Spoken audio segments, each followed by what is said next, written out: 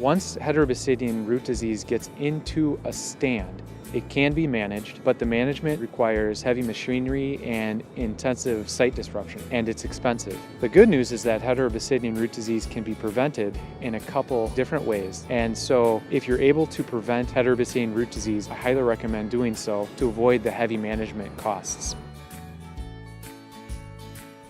Heterobasidion root disease can be prevented a couple different ways. It can be prevented by applying an approved fungicide to freshly cut stumps, and right now the only approved fungicide in the state of Minnesota is called Celutreat. The other way to prevent Heterobasidion is to thin in the dead of winter, and typically that period would be in the latter half of January and early February.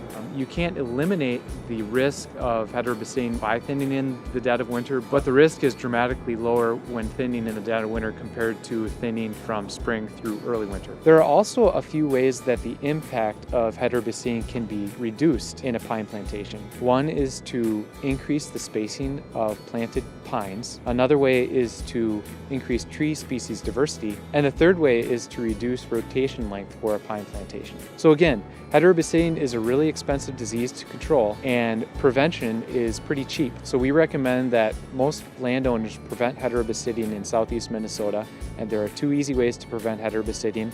One is to apply an approved fungicide to freshly cut stumps, and the second way is to thin in the dead of winter. And that is going to go a long ways in protecting a lot of pine trees in southeastern Minnesota.